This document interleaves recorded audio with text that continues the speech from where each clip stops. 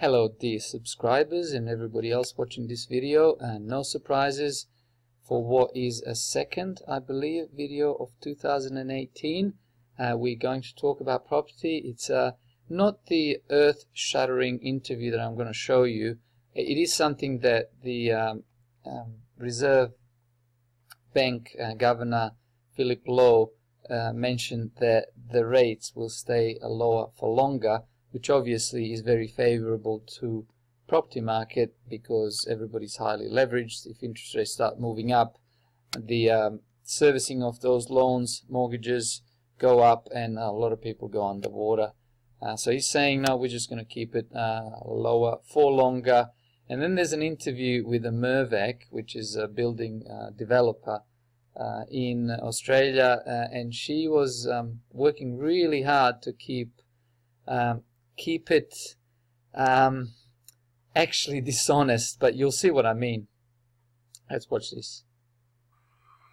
Reserve Bank Governor Philip Lowe has effectively ruled out any possibility of an interest rate hike here in Australia anytime soon, following a week of market volatility stemming from the US, where a hint of inflation set new expectations that interest rates there would be rising sooner and faster than previously expected. Philip Lowe says there is no reason Australian interest rates need to move up lockstep with their overseas counterparts. You know, this is probably what is going to end up being one of those famous last words when they get trapped because all the central banks in the world are behind the eight ball, and they will end up having to start raising rates and eat their own words, obviously saying that they're not going to anytime soon. But you know, the interest rate cycle, up cycle, is just around the corner, according to many. Said, Philip Lowe says conditions here in Australia are very different to what they're seeing in the US, and until we see strong evidence that wages are growing higher than the currently record low levels we're seeing, there'll be no reason to rate hike soon. Honestly, this totally sounds like famous last words. You know, Australia is different somehow in this globalized economy world where everything's connected. Australia somehow is different, and you know what? To some extent it is different, but to an extent where the rest of the world is jacking up the interest rates and Australia stays where they are, it may just not work for Australia that well this time around. If there are any problems in the property market, Australia's biggest developer, Mirvac, can't see them. Many are calling the top of the market in many cities, with Sydney joining the ranks of those that are seeing price declines now. For Mirvac boss Susan Lloyd-Hurwitz, it's a Goldilocks market though.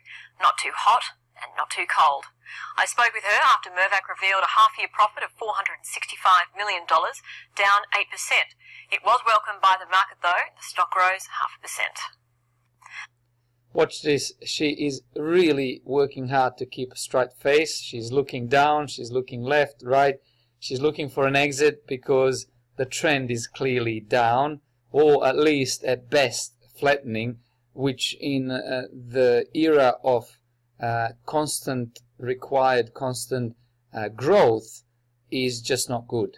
If you're not growing, if you're just flatlining or stagnating, that's just not good for business. But look at the body language and look at the language coming out of the mouth of Mirvac boss.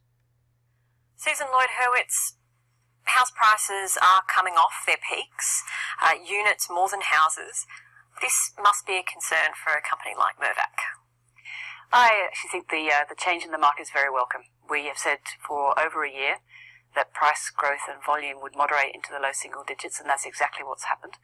There is continued strong demand from owner-occupiers and domestic investors for well-located, well-designed quality product. And so the market is really much more normal than it has been for many years, and I think that's something we should all welcome. Do you think Much more normal?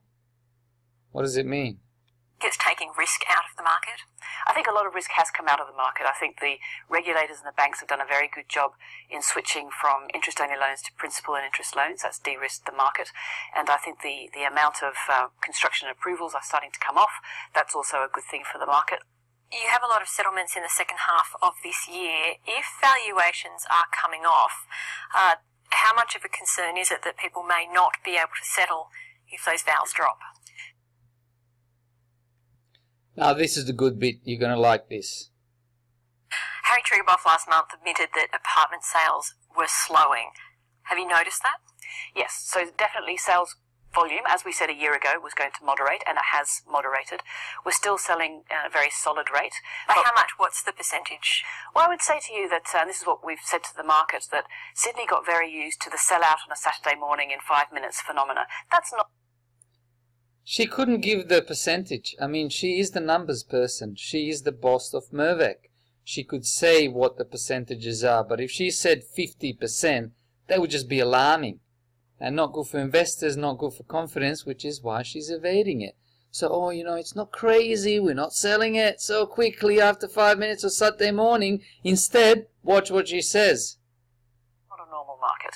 We've now moved away from that so that we're selling progressively before we start construction up to, say, 50%, and then the remainder over the build period.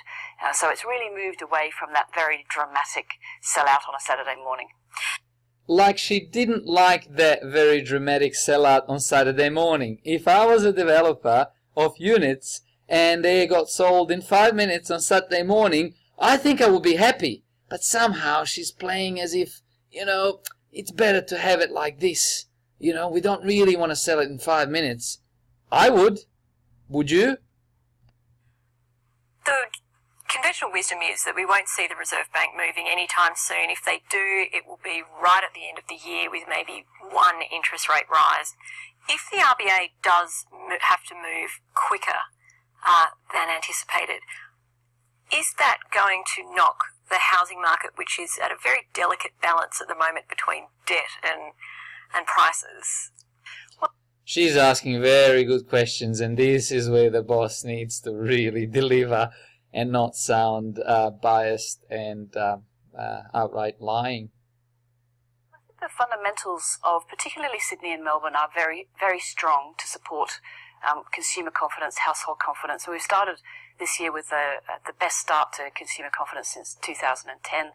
Household debt is largely under control. Households are generally ahead. At 200% of household income. Nice one. Well, they're generally ahead in their payments. There's a very large buffer of prepayment of mortgages that can be absorbed.